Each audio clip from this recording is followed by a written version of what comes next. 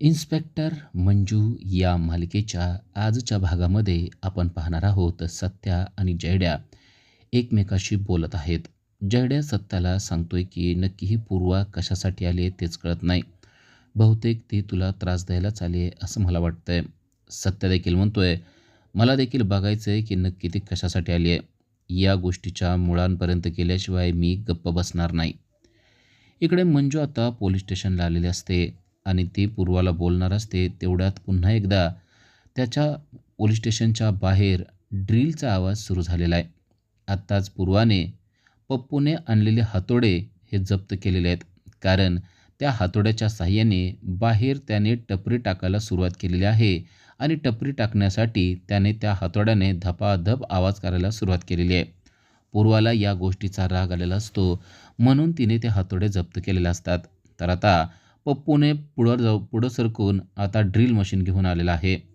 Pappu drill machine घेऊन आल्यानंतर पुन्हा एकदा पूर्वा चिडते आणि बाहेर जाते आणि आत्ता चांगलाच पप्पूला तिने फैरावर घेतलेला असतो आणि ती म्हणते, हे काय चालवलं रे तू? तुला सांगितलंय ना इथं अजिबात आवाज करायचा नाही, इथं डोक्याची मंडाई करायची नाही अजिबात, इथून निघायचं चल. तो म्हणतो, अहो मॅडम असं कसं बोलताय तुम्ही? अहो आमचं पोट आहे ह्याच्यावर, आम्हाला काम करावंच लागेल की. पूर्वा चिडते. पडवळ आणि कांबळे तिच्याबरोबर असतात. ती लगेच त्यांना सांगते, पडवळ कांबळे याच्याकडच्या त्या ड्रिल मशीन काढून घ्या, जप्त करून टाका, चल निघ रे.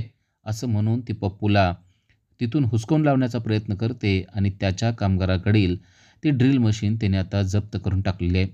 आता पप्पूला काहीच कळत नाही. लगेच त्याने सत्याला फोन लावलेला आहे. सत्या म्हणतो, तू काहीच काळजी करू नको, आता मी तुला सांगतोय ना तू तसं तसं करायचं. तो म्हणतो, हां पण ऐक ना, एकदम सगळं सांगू नको, मग मला काय कळणार नाही. त्यापेक्षा तू काय कर माहिती आहे का, मी कानात आहे ना हेडफोन लावतो, तू तिकडून सांग, मी तसं तसं करतो. असं म्हणून पप्पूने आता सगळा सल्ला सत्याचा ऐकायचं ठरवलं आहे. त्याने कानात हेडफोन लावला आहे आणि सत्या त्याला सांगतोय, जा पोलीस स्टेशनमध्ये. पप्पू म्हणतो, येडाबिडा झाला काय? अरे ती बाय किती तापली माहिती आहे ना तुला, मारल आतमध्ये गेल्यावर, घालल मला टायरामध्ये. सत्या म्हणतो, अरे नाही काय करत, तू जा, मी सांगतोय तसं कर. आता पप्पू आत जातो आणि तिथं तुला कोणते पोलीस दिसत आहेत त्यांच्याकडे जा. तो म्हणतो, आहे तिथं ते एक आहेत पोलीस, हां जा त्यांच्याकडं. त्यांच्या खुर्चीजवळ तिथे जा आणि त्यांना म्हण की मला एक पोलीस कंप्लेंट करायची आहे. त्याप्रमाणे पप्पू देखील त्या पोलिसांजवळ म्हणजेच कांबळे पोलिसांजवळ गेलेला असतो आणि त्यांच्याजवळ जाऊन म्हणतो, साहेब मला एक कंप्लेंट लिहायची आहे. ते म्हणतात, हां बोला की काय कंप्लेंट आहे. लगेच सत्या तिकडून सांगत असतो, सांग त्यांना. अहो मी माझ्या पोटापाण्यासाठी सगळं काय करत आहे, पण मला ना कोणच काय करू देत नाही आहे. पोलीस म्हणतात, हां नक्की तुमची कंप्लेंट काय आहे? लगेच तो इकडून म्हणजेच पप्पू विचारतो, अरे सत्या कंप्लेंट काय आहे? पोलीस म्हणतात, तुम्हाला कंप्लेंट काय ते बी माहीत नाही का? तुम्ही उगाच टाईमपास करू नका बरं का, पटापट बोला काय ते. पप्पू म्हणतो, अरे सत्या, लगेच सत्या तिकडून सांगतो, अरे त्यांना सांग तर मला इथं कोणी काम करू देत नाही आहे, मला इथं टपरी टाकायची आहे, मला कोणी टपरी टाकू देत नाही, गरिबानं जगायचं तर कसं. लगेच पप्पू सत्या तिकडून जसं सांगतोय तसं एक एक सांगायला लागतो. मला टपरी टाकू देत नाही आहेत, माझ्या पोटापाण्याचा प्रश्न उभा राहिला आहे, गरिबानं जगायचं कसं, अहो कष्ट करून कसं जर खातोय तर लोकांना पटत नाही आहे. मग कांबळे कॉन्स्टेबल म्हणतात, अरे बाबा तुझी कंप्लेंट काय आहे? तेव्हा हा म्हणतो, मला तुमच्या पूर्वा मॅडम आहेत ना त्यांच्या विरोधात तक्रार द्यायची आहे. हे ऐकल्यावर सगळे अगदी टेन्शनमध्ये आलेत आणि तेवढ्यात पाठीमागून पूर्वा देखील आलेली आहे. पूर्वाला तिचं स्वतःचं नाव त्याने घेतलेलं ऐकल्यानंतर ती देखील चिडलेली असते आणि ती म्हणते, ए काय बोलतोयस रे तू? तू माझ्या विरोधात कंप्लेंट देणार वय? काय केलं आहे तुझं मी? तो म्हणतो, मॅडम बघा, उगाच आपल्याला असं चिडून बिडून बोलायचं नाही. तुम्ही मला सांगा, तुम्ही माझे सगळे हातोडे जप्त केले का नाही? आणि परत मी ड्रिल मशीन आणली तर ती बी तुम्ही जप्त केली. ती म्हणते, जप्त करावीच लागेल, कारण तुझ्या कामानं पोलीस स्टेशनच्या कामामध्ये अडथळा येतो आहे, समजतं आहे का तुला? तो म्हणतो, पण मॅडम अहो माझा काय दोष आहे त्यात? आता समोर टपरी टाकायची आहे, अहो आम्ही गरीब माणसं आहेत, मग आम्हाला टपरी टाकायला नको? आमचा प्रपंच कसा चालणार याशिवाय? तो जेव्हा गरीब म्हणत असतो तेव्हा त्याच्या गळ्यातली चकाकणारी जाड अशी सोन्याची चैन दिसत असते. हातामध्ये वेगवेगळ्या बोटांमध्ये घातलेल्या सोन्याच्या अंगठ्या दिसत असतात. पूर्वा त्याच्याकडं पायापासून डोक्यापर्यंत पाहते. तो कशातरी अंगठ्या आणि चैन लपवण्याचा प्रयत्न करत असतो. पूर्वा त्याला म्हणते, अच्छा असला गरीब आहेस का तू? गळ्यात सोन्याची चैन, हातामध्ये सोन्याच्या अंगठ्या, तो म्हणतो, "अहो मॅडम ते ना सोन्याचं पाणी दिलेलं आहे." नकली आहे ते. ते काय खरं नाही आहे. असलं पाहिजे का तुम्हाला? आपला मित्र आहे ना, तो असलं तयार करून देतो. अहो सोन्याचं पाणी मारून देतो. ते काय खरं नाही आहे. ते म्हणते, "असला शहाणपणा माझ्यापुढं करायचा नाही. तुला सांगितलंय ना निघायचं इथून." तो म्हणतो, "अहो पण माझी ड्रिल मशीन." ते म्हणते, "ए पडवळ धर याच्या हाताला आणि दे बाहेर याला फेकून." आता पडवळला ते ऐकल्याशिवाय पर्याय नसतो. पडवळ त्याच्या हाताला धरतो आणि त्याला बाहेर जायला सांगतो. इकडे ह्याचा फोन चालूच आहे. तो सत्याला म्हणतो, "सत्या, आता आपल्याच्याने काय होणार नाही बाबा. आता जर आत गेलो ना, तर ती बाई माझी धो-धो धुलाई करेल." सत्या म्हणतो, "अरे असं नाहीत करू शकत. तू का घाबरतो? तुझी बाजू बरोबर आहे. तुझी जागा आहे ना, त्याच्यात तू टपरी टाकतोय. मग तिला काय करायचंय? त्यामुळे त्यांची बाजू चुकीची आहे. तू अजिबात घाबरू नको. तू जा परत आतमध्ये." तो म्हणतो, "सत्या, अरे मारतील रे मला ते." तो म्हणतो, "नाहीत मारत रे, जा आतमध्ये." पुन्हा पप्पू आतमध्ये जातो आणि म्हणतो, "हे बघा, मी तुम्हाला सांगतोय बरं का, काही जरी झालं तरी मला तिथं जागा पाहिजे. मी तिथं टपरी टाकणार आहे." पूर्वा अजून त्याच्यावर चिडते, खेकसते आणि "हे निघ बाहेर" म्हणून त्याला बाहेर काढते. आता पप्पू म्हणतो, "माझ्याकडे आता काय पर्याय राहिलेला नाही सत्या. मी जातो निघून." तो म्हणतो, "अजिबात कुठंसुद्धा जायचं नाही. मी तुला सांगतोय ना, आता फक्त तेवढं करायचं. त्या पायरीवर बस. मी 0 मिनिटात तिथं पोहोचतो." असं म्हणल्यावर तिथं पूर्वाच्या पोलीस स्टेशनच्या पायरीवर पप्पू बसलेला आहे आणि तो नुसता बसलेला नाही आहे, तर चक्क रडत बसला आहे. गरिबाची टपरी देखील कोण गरिबाला टाकू देत नाही. अहो जगायचं तर कसं गरिबानं? असं रडत-रडत तो बसलाय आणि त्याच्यासमोर पत्रकारांची आणि लोकांची झुंबड उडालेली आहे. पत्रकार त्याच्यापुढं माईक धरून, "काय झालंय तुम्हाला? तुमच्यावर कोण अन्याय करतंय? आम्हाला फक्त नाव सांगा. आम्ही त्याचं पेपरला नाव देऊ. तुम्हाला न्याय मिळवून देऊ." असं म्हणत आहे. आणि त्यावेळेस त्याने पूर्वाचं नाव घेतलेलं आहे. बाहेर पत्रकारांचा आवाज, लोकांचा आवाज इतका जोरात सुरू आहे, की आतमध्ये असलेले सगळे पोलीस बाहेर धावत पळत येतात आणि पत्रकारांना विचारतात, "अहो काय? कशासाठी आलाय तुम्ही?" पत्रकार म्हणतात, "का आणि कशासाठी म्हणजे? तुम्ही पोलीस आहात का कोण आहात? तुम्हाला कळत नाही तुमच्या पोलीस स्टेशनच्या बाहेर एक माणूस रडत बसलाय, की जो तुमच्यावरच तक्रार करतोय." आणि आता मात्र सगळेजण हवालदिल झालेले असतात. कारण या पप्पूनं सगळ्या पत्रकारांना आणि लोकांना एकत्र केलंय आणि आपलं काही खरं नाहीये, असं वातावरण आता पोलीस स्टेशनमध्ये तयार झालेलं असतं. आणि पप्पू पत्रकारांना सांगत असतो, "माझी इथल्या कुठल्याच पोलिसावर तक्रार नाही. फक्त आतमधल्या ज्या सीनियर मॅडम आहेत ना, त्या सीनियर इन्स्पेक्टर काका आहेत ना, त्यांच्याविरुद्ध माझी तक्रार आहे. अहो, त्यांनी ना जगायचं मुश्कील करून टाकलंय. उद्या माझ्या काही जीवाचं बरं वाईट झालं ना, तर त्याच जबाबदार असणार आहेत. गरिबानं राहायचं कसं?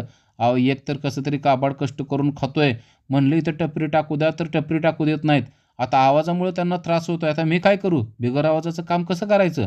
असं आता पप्पूच उलटं त्या पत्रकारांना सांगत असतो आणि पत्रकार सगळे त्याचीच बाजू घेत असतात.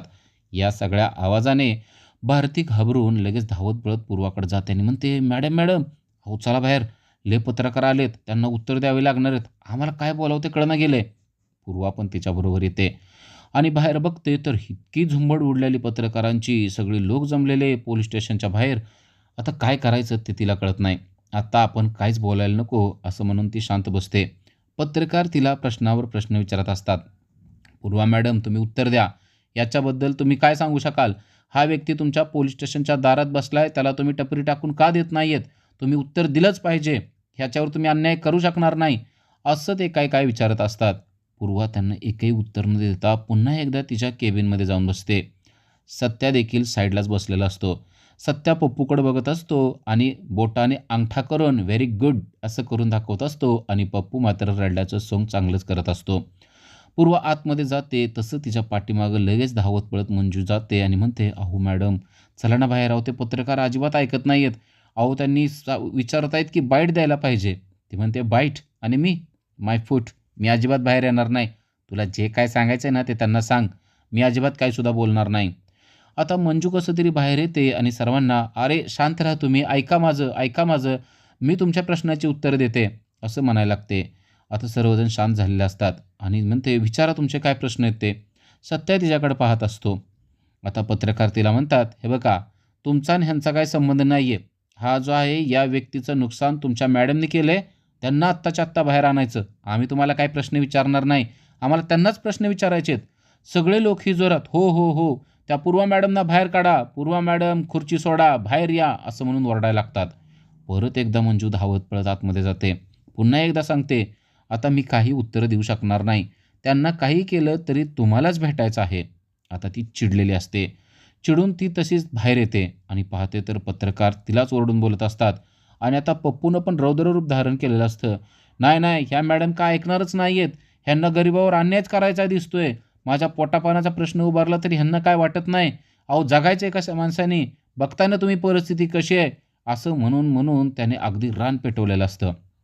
सत्या मात्र शांतपणे हे सगळं पाहत असतो आणि गालातल्या गालात हसत असतो. आता पप्पू बोलत बोलत हळूहळू मागं सरकतो आणि सत्याच्या जवळ येऊन म्हणतो, ए बाबा, चाललंय ना सगळं नीट? नाहीतर ती बाई लय बेकार आहे बरं का. सत्या, काय करायचं बघ, नाहीतर जाशील तू सोडून. मला र बाबा लय मारतील हे.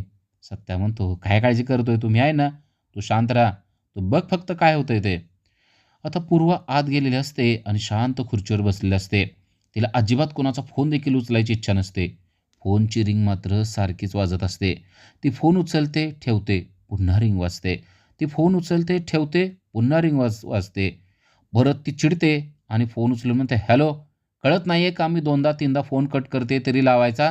कळत नाही तुम्हाला? असं म्हणते आणि तिकडून आवाज येतो, मॅडम तुम्ही कुणाशी बोलताय ना ते जरा विचार करून बोलत जा. एस-पी साहेब बोलतोय म्हटल्यानंतर ताडकन ती उठते. सॉरी सर, म्हणजे मला वाटलं नव्हतं. तो म्हणतो, काय वाटलं आणि काय नव्हतं ना ते तुमच्याजवळ ठेवा. तुमच्या पोलीस स्टेशनच्या बातम्या सगळ्या चॅनलवर लागल्या त्या माहिती आहे का तुम्हाला? पटकन जा बाहेर आणि तो सगळा प्रश्न मिटवा आणि मला रिपोर्ट करा. तो जो कोण व्यक्ती आहे ना त्याला सगळ्याच्या समोर माफी मागायची, त्याची सॉरी म्हणायचं आणि त्याचं जे काय नुकसान केलं ते भरून द्यायचं. समजतंय का? असा दमच आता एस-पी साहेबांनी तिला दिलेला असतो. आणि त्या एस-पी साहेबांनी दम दिला म्हणल्यानंतर ती जोरात मूठ त्या ह्याच्यावर मारते, फोन बंद करते आणि बाहेर निघून जाते. ती बाहेर आलेली असते. लोक तिला विचारत असतात की काहीतरी उत्तर द्या. तेव्हा तिनं आता चक्क सर्वांच्या समोर दिलगिरी व्यक्त करायला सुरुवात केलेली आहे. या व्यक्तीचं जे काय नुकसान झालेलं आहे ते माझ्यामुळे झालेलं आहे, त्याबद्दल मी दिलगिरी व्यक्त करते, असं तिनं म्हणलेलं आहे. पत्रकार म्हणतात, नुसती दिलगिरी व्यक्त करू नकोय, तुम्ही शब्द द्या की तुम्ही ही टपरी होऊ देणार म्हणून. आता तिला राग तर आलेला असतो. तिच्या डोक्यात विचार येत असतात, ठीक आहे, आता याला टपरी बांधू दे.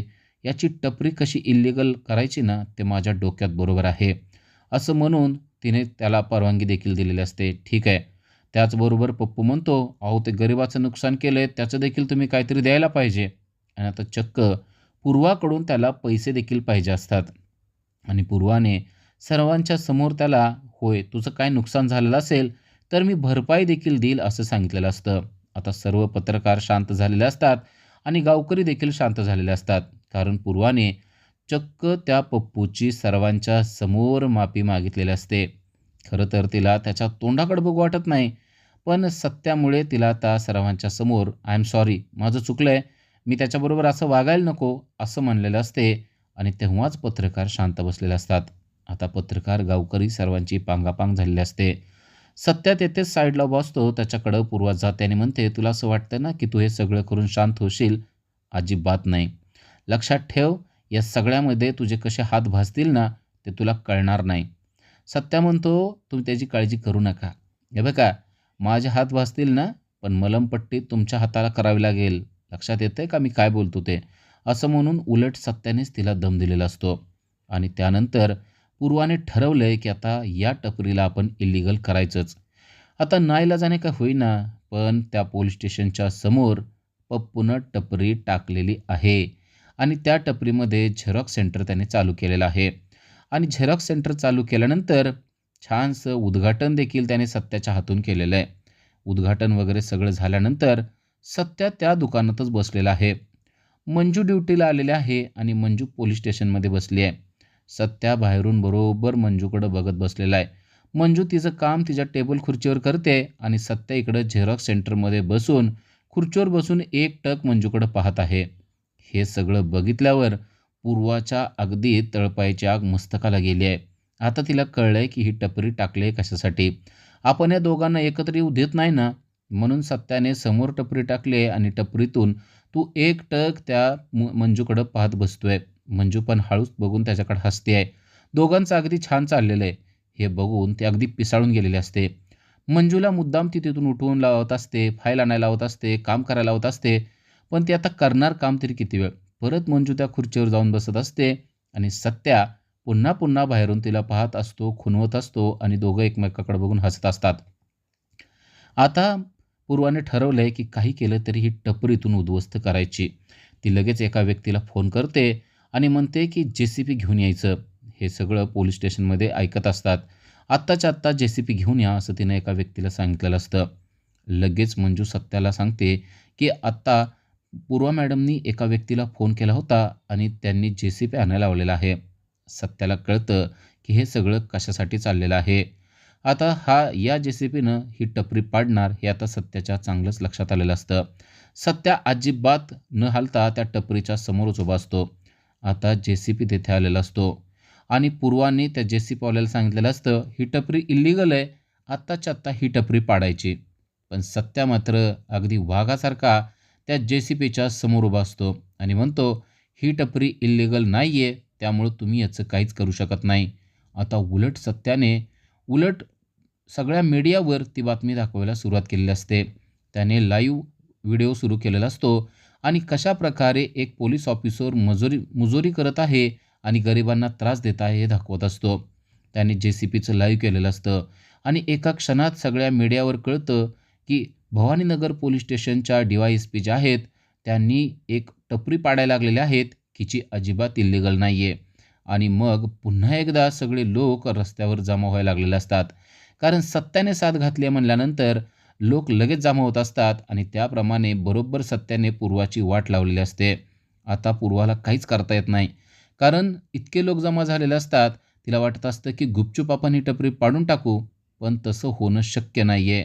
सत्या त्या JCBच्या समोर उभा आहे आणि तो म्हणतोय, तुमच्यात जर हिंमत असेल तर माझ्या अंगावरून ही JCB घालवायचा. आणि आता त्याच्या अंगावरून JCB घालवण्याची कोणाचीच हिंमत होत नाही आहे. पूर्वा त्या JCBवाल्याला सांगते, तू घाल अंगावरून. सत्या म्हणतो, हिंमत असेल तर घाल. JCBवाला त्यातून उतरतो आणि JCBवाला सत्याच्या बाजूला उभारतो. आता तिला काहीच करता येत नाही. पूर्वाची बरोबर खोड सत्यानं मोडलेली असते आणि अशा प्रकारे सत्याने लगेच SP साहेबांना देखील फोन करून ती व्हिडिओ दाखवलेला असतो आणि पुन्हा एकदा पूर्वावर प्रेशर आणलेलं असतं की तू जे करते ते सगळं बंद कर म्हणून. अशा प्रकारे सत्याने चांगलाच धडा पूर्वाला शिकवलेला आपल्याला पाहायला मिळत आहे. अशाच सिरियलच्या अपडेटसाठी आजच आमच्या चॅनलला सबस्क्राईब करा. थँक्यू.